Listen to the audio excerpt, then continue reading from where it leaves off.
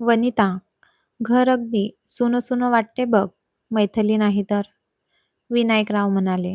हो ना, मितूचं लग्न होऊन 20 दिवस तर झाले, पण अजून तिची सवय नाही सुटली.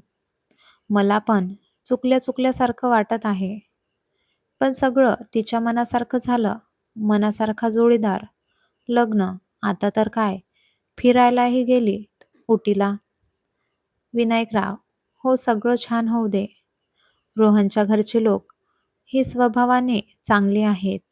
आपली मितूच जरा जास्त हट्टी आहे.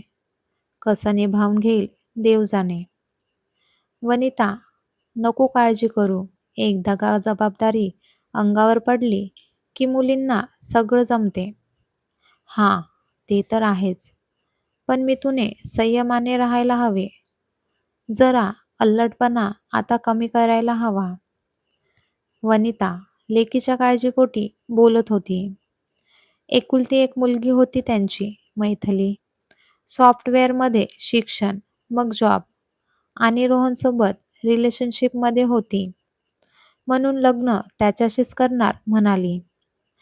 रोहनच्या घरी म्हणजे त्याचे आई-बाबा, आजी, मोठा भाऊ, वहिनी असा त्याचा परिवार होता. सगळ्यांना वनिताने घरी यायचे आमंत्रण दिले. मुलगा मुलगी एकमेकांवर प्रेम करतात, तर लग्न लावून देऊ असं ठरले. विनायकराव म्हणाले की जसं मुलांना हवे तसे लग्न आम्ही लावून देऊ. फक्त तुमच्या अपेक्षा काय तेवढे सांगा. पण रोहनची फॅमिली साधारण मध्यमवर्गीय होती. बाबा रिटायर्ड होते. मोठा भाऊ जॉब करत होता आणि वहिनी घरात होती. तीही उच्च शिक्षित होती. पण तिनेच घरी राहायचा निर्णय घेतला होता. पण घरून ती लाईफ इन्शुरन्सचे कामही पाहत होती. त्यांच्या काही जास्त अपेक्षा नव्हत्या. आपल्या मुलीला चांगले घर मिळाले याचा आनंद वनिताला झाला. सासरचे लोक मितूला सांभाळून घेतील हा विश्वास वाटला. अगदी साग्र संगीत आणि धूमधडाक्यात मैथिली आणि रोहनचे लग्न लावून दिले.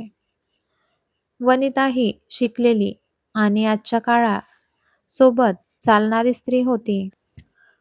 त्यामुळे मितूची ती आई कमी, मैत्रीण जास्त वाटत असे. लग्न झाल्यावर विनायकरावांनीच रोहन आणि मैथिलीला उटीचे तिकटे आणि हॉटेल बुकिंग करून दिले होते. एकुलत्या एक मुलीच्या लग्नात त्यांनी कसलीच कसर ठेवली नव्हती. रोहन आणि मितू उटीला जाऊन 8-10 दिवस झाले होते. त्यानंतर दोघे आपापल्या जॉबवर जॉईन होणार होते. मितूला सासरी जॉब करायची परवानगी मिळाली होती. त्यांनाही मुलांचे सुख हवे होते. कशालाही त्यांची आडकाठी नसे. फक्त इतकेच असायचे की घरातले सणवार, आला गेला पाहुणा, सुनांनी याकडे लक्ष द्यावे आणि प्रत्येक गोष्ट करण्याआधी आईबाबांच्या कानावर घालणे बस. मुलं आणि सुना यांच्याकडून एवढीच त्यांची अपेक्षा होती. याउलट मैथिली मॉडर्न घरात वाढलेली आणि हट्टी स्वभावाची होती. दुसऱ्या दिवशी सकाळीच मैथिली घरी आली, तेही आपली बॅग घेऊनच. अरे मितू, तू अचानक कशी आणि हनीमूनहून कधी आलीस? वनिताने विचारले. आई प्लीज, आता मला काहीही विचारू नकोस. अगं पण अशी सकाळीच कशी काय आलीस? तू इथे आलीस ते रोहनला माहीत आहे का? हो, त्याला माहीत आहे. रॅदर मी एअरपोर्टवरूनच इकडे आली आणि रोहन गेला त्याच्या घरी. मितूचा आवाज ऐकून विनायकराव बाहेर आले. मितू, तू आज सकाळी सकाळीच बरी आहेस ना? बाबा, मी ठीक आहे. पण मी आता रोहनसोबत राहणार नाही आहे. काय? काय बोलतेस मितू? सोबत राहणार नाहीस म्हणजे? विनायकराव, आई बाबा, मी आणि रोहन एकमेकांना सुटेबल नाही आहोत. मितू, काय बोलतेस हे? सुटेबल नाही आहात म्हणजे? पण तुम्ही तर लव्ह मॅरेज केले ना? मग लग्नाआधी नाही समजले तुम्हाला की तुम्ही सुटेबल नाही आहात ते? वनिता रागात बोलली. आई, तेव्हा नाही समजले, कारण प्रेमात आंधळे होतो. पण आता माझे डोळे उघडले. मी तू नेमके काय म्हणायचे आहे तुला? सुटेबल नाही म्हणजे काय सांग? आई, रोहन मला समजूनच घेत नाही. त्याच्या माझ्याकडून खूप अपेक्षा आहेत, पण माझ्याही काही इच्छा अपेक्षा आहेत, हे त्याला समजतच नाही. मी तुम्हा आजकालच्या मुलांचे लॉजिक काही आम्हाला समजत नाही. लग्न म्हणजे भातुकलीचा खेळ नाही. मनात आलं तेव्हा मांडला आणि मन भरले की मोडला. वनिता, तू शांत हो आधी. मी तुला जरा वेळ निवांत तर बसू दे. चहा नाश्ता करू दे, विनायकराव बोलले. मी चहा नाश्ता करून तिच्या रूममध्ये गेली. वनिता, थोडे दिवस मी तुला काहीही बोलू नकोस. ती स्वतःहून सांगेल सगळं. आता तर म्हणाली ना आम्ही सुटेबल नाही आहोत. अजून काय सांगणार? मी बघेन काय करायचे. वनिता इतकंच बोलली. रोहनचा कॉल आला वनिताला. मी तुझा फोन नाही लागत म्हणाला. वनिताने त्याला विचारले की कशावरून भांडण झाले तुमचे? मी तर नीट काही सांगतच नाही आहे. आई, मी भेटून तुम्हाला सांगतो सगळं, रोहन म्हणाला. मी फोन घे, रोहनचा आहे. मी थोडं काही रोहनशी बोलली आणि फोन वनिताकडे दिला. मी तू काय ठरवले आहेस रोहन बाबतीत? नेमके काय झाले तुमच्यात, सांगणार आहेस का? आई, रोहनसोबत मी नाही राहू शकत. लग्नाआधी तो माझ्या बाबतीत पॉझिटिव्ह होता, पण आताही मी माझ्या मित्रांबद्दल बोललेलं त्याला आवडत नाही. छोट्या छोट्या गोष्टीवरून चिडत असतो. हनीमून कसला? तिथे पण त्याने मला त्याच्या घरी कसे राहायचे, कसे जुळवून घ्यायचे याचेच ट्रेनिंग दिले. आता लग्न झाले म्हणून मी माझे जुने मित्र सोडून द्यायचे का? परवा फोनवरही असंच म्हणाला की तुला थोडं ॲडजस्ट करून घ्यावे लागेल, समजून घ्यायला हवे. मी तुझ्या बोलण्यावरून वनिताला इतके समजले की रोहनला हे लग्न तोडायचे नाही आहे.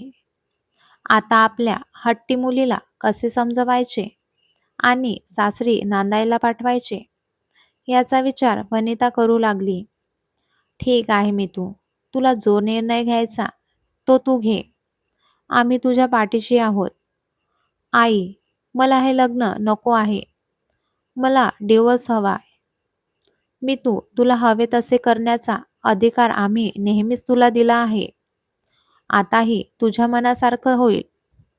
पण एकदा लग्न झालं की मुलीला सासरीच राहावं लागतं. तिथल्या माणसांमध्ये मिळून मिसळून त्यांना आपलंसं करावं लागतं. प्रत्येक विवाहित मुलीला या संक्रमणातून जावंच लागतं. रोहन, तू आम्हाला आमच्या मुलासारखा आहेस. मी तुझी बाजू ऐकली. तू तुझी बाजू सांग. नेमके काय खटकले तुमच्यात? वनिता रोहनला भेटायला आली होती. आई, माझ्या घरी अजूनही थोडं जुनं वातावरण आहे. मी तुला इतकंच सांगितलं की आई आणि आजीचा मान ठेव. त्यांना विचारून काही गोष्टी करत जा. वहिनीला कामात थोडी मदत करत जा. जेमतेम 8 दिवस मी सासरी राहिली.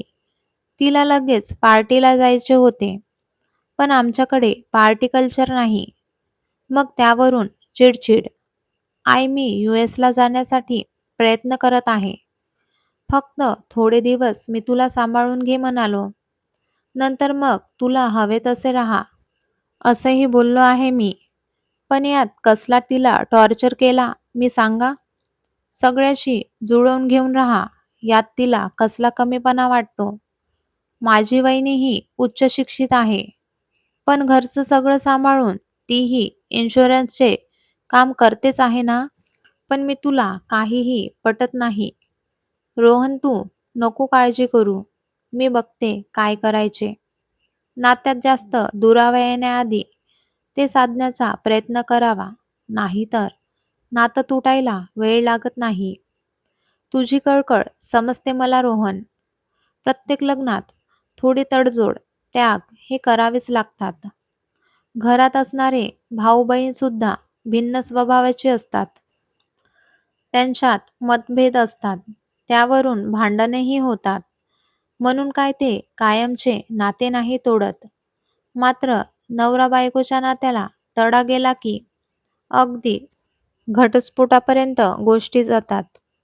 वनिता विचार करतच घरी आली. मी तू मैत्रिणीशी फोनवर बोलत होती. हो ग, आमचं भांडण झाले. मी आईकडेच आहे. आता मला वाटते की मी रोहनशी लग्न करून चूक केली. वनिताने ऐकले. तिला बघून मितूने फोन कट केला. मितू, तुझा निर्णय बाबांनाही मान्य आहे. अगं, आम्ही तुझ्यासाठी एक श्रीमंत मुलगा बघितला होता. बघ, एकदम मॉडर्न आहे, फॅशनेबल सुद्धा आहे. पार्टी, फिरणं, मित्रमैत्रिणी भरपूर आहेत त्याला. अगदी तुला हवा तसा आहे. पण तेव्हा तू नको बोलली. कारण रोहनवर तुझं प्रेम होतं. तुला त्याच्याशीच लग्न करायचे होते. पण आता त्या मुलाचे अजून लग्न नाही झाले. तू तयार असशील तर मी बोलते त्याच्याशी. उगाच रोहनसोबत राहण्यात काहीही अर्थ नाही. तुला सुटेबल पण नाही तो. नको असलेल्या नात्याचं ओझं कशाला वागवायचं? वनिताकडे मी तू आ वासून बघत राहिली. तिला कुठेतरी हर्ट झाले तिचे बोलणे. आणि आता ते म्युच्युअल डायव्हर्समध्ये फार वेळ लागत नाही, पटकन डिवोर्स होतो. वनिताने अजून एक गुगली टाकली. मी माझ्या मैत्रिणीसोबत पार्टीला जाणार आहे. बाय, सी यू म्हणत वनिता आवरायला गेली. मी तुला खटकलीच जरा. माझी मनस्थिती काय? आणि आई खुशाल पार्टीला गेली. संध्याकाळ झाली तरी वनिता घरी आली नाही. तेव्हा मितूने कॉल केला. आई, अगं कुठे आहेस? किती उशीर झाला? कधी येतेस? मितू, अगं आम्ही आज सगळ्याजणी सीमाकडे जाणार आहोत. उद्या येईन मी. आणि हो, तुझे बाबाही मुंबईला गेलेत. आई, पण मी एकटी आहे घरी. तू ये, मितू बोलली. बेटा, ज्याला त्याला आपले आयुष्य आपल्या पद्धतीने जगण्याचा अधिकार आहे. मी तुझ्या डिवोर्स बाबतीत तुला पाठिंबा दिला ना. मग एक दिवस मी मैत्रिणीकडे राहिले तर काय बिघडले? लता मावशी येतील सकाळी. तुला हवं नको करून देईल. Good night. वनिताने फोन ठेवला. दुसऱ्या दिवशीही वनिता घरी आली नाही. मितू जाम वैतागली. मैत्रिणींना कॉल केले, पण सगळ्या ग्रुपमध्ये तिच्या डिवोर्सचीच चर्चा होती. कोण नवऱ्यासोबत शॉपिंगला गेलेले, तर कोण पिकनिकला. तिच्याशी फोनवर बोलायलाही कोणाला वेळ नव्हता. जो तो आपल्या दुनियेत मग्न होता. मितूच्या लक्षात आले की लग्नानंतर मुलीचं आयुष्य बदलते. नाती बदलतात. मित्रमैत्रिणीचे दृष्टिकोनही बदलतात. लग्न म्हणजे पोरखेळ नाही. आपण लग्नाकडे गांभीर्याने पाहिलेच नाही. तिने पटकन रोहनला कॉल लावला. बोल मितू, कशी आहेस? रोहनने आपुलकीने विचारले. मी ठीक. तू कसा आहेस रोहन? मितू, तुझी आठवण येते. खूप दिवस झाले आपण भेटलो नाही. आज भेटूया का? मितूचं मन गहिवरून आले. हो, भेटूया आपण. भेटायचं पूर्वी तिथे ये. आज कसलाच ताण नव्हता. मितू आणि रोहन प्रसन्नपणे एकमेकांना भेटले. आज ते एकमेकांवर चिडचिड करत नव्हते, तर फक्त प्रेमच प्रेम होतं. मितूला एकदम हलकं वाटलं रोहनशी बोलून. मितू घरी आली तशी वनिता म्हणाली. मितू, तुझं नक्की रोहनला डिवोर्स द्यायचं ठरलं आहे ना? कारण तो आम्ही बघितलेला मुलगा तुला भेटायला तयार आहे. आई, इतकी काय घाई आहे? जेव्हा व्हायचे तेव्हा होईल आमचा घटस्फोट. असं बोलून ती रूममध्ये गेली. वनिताच्या चेहऱ्यावर हसू होते. मी तू जरी डिओसबद्दल बोलली तरी तिला रोहन मनातून हवाच होता. एकमेकांवर प्रेम करत होते ते. रोहनपासून दूर राहणे तिला शक्य नव्हते. आजही ती रोहनला भेटायला गेली. मी तू घरी लवकर ये, तो मुलगा तुला भेटायला येणार आहे, वनिता म्हणाली. अरे यार, आईला का इतकी घाई झाली माझ्या डिवोर्सची आणि दुसऱ्या लग्नाचीही? आपला निर्णय लवकर आईला सांगायला हवा, असा विचार करत ती बाहेर पडली. कॅफेत रोहन आणि मितू बसले होते. एकमेकांच्या नजरेत हरवून हातात हात घेऊन हरवून गेले होते. मितू, घरी कधी येतेस? सगळेजण तुझी वाट बघत आहेत. कसेबसे मी काही कारण सांगून त्यांना गप्प केले आहे, रोहन म्हणाला. रोहन, खरंच सगळे माझी वाट बघत आहेत का? हो मितू, आई जास्त तुझी वाट बघत आहे. नवीन सून तू तिची. तिच्या मैत्रिणींना तुला बघायचे आहे.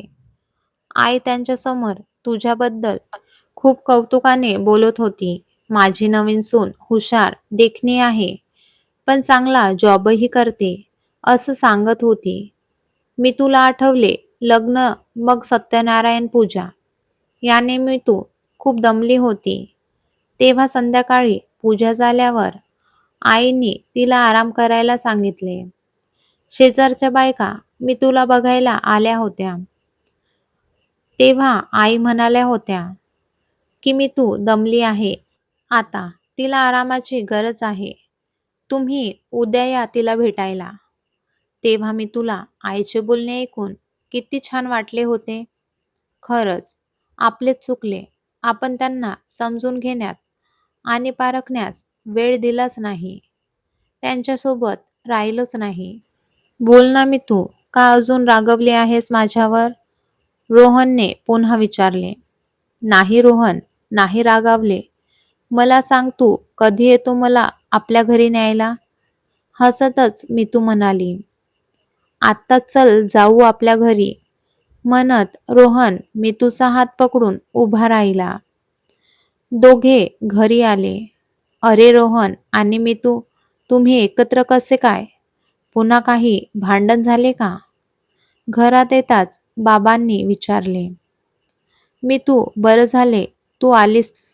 तो मुलगाही येतोय आता लगेच, वनिता मुद्दामहून बोलली. आई बस ना आता. कोण कुठला तो मुलगा? मला कोणी दुसरा नको आहे. मला माझा रोहनच प्रिय आहे आणि 7 जन्म हाच नवरा म्हणून मला हवा आहे. ओहो, मग मी तू समजले ना तुला, की लग्न म्हणजे भातुकलीचा खेळ नाही. थोडे एकमेकांना समजून घेऊन तडजोड करतच संसार करायचा असतो. त्यातच खरी गंमत असते, प्रेमही असते. हो आई, मला पटले आहे ते. आणि लवकरात लवकर मला माझ्या घरी जायचे आहे, म्हणून रोहन मला घ्यायला आला आहे. मी तू, पण त्या मुलाला काय सांगू मी आता? खड्ड्यात जाऊ दे त्याला. तू सांग काय ते. तशी वनिता हसत म्हणाली. मी तू, असा कोणी मुलगा नव्हताच कधी, पण तुझ्या मनातली रोहनबद्दलची अडी काढायला मी तो खोटा प्लान बनवला आणि मी जिंकले. आई तू पण ना, असं बोलून मी तू आईच्या गळ्यात पडली. मी तू रोहनसोबत सुखात आनंदात राहावे इतकीच आमची इच्छा आहे ग. लग्न हे कधीच एकतर्फी नसते आणि ते टिकवून ठेवण्याची जबाबदारी ही दोघांची असते. तुम्ही मुलं आपापल्या संसारात सुखी आहात, यापेक्षा अधिक सुखाचे काय असू शकते? आई वडिलांना आपल्या मुलाचं सुख हवं असते. बस तुम्ही आनंदात राहा, यालाच तर सुख म्हणतात ना. आपली लेक आनंदाने सुखाने सासरी राहते, हेच ते सुख असतं ग आम्हा आई वडिलांना. मी रोहन आईबाबांच्या पाया पडून घरी जायला निघाले. रोहन आमची लाडकी जरा हट्टी आहे. मी तिला सांभाळून घे. हो आई, अजिबात काळजी नका करू, रोहन म्हणाला आणि दोघे घराबाहेर पडले. आपल्या लेकीला आनंदाने जाताना बघून वनिताचे मन सुखावत होते. ही कथा आवडली असल्यास लाईक करा, शेअर करा आणि सबस्क्राईब करा. धन्यवाद.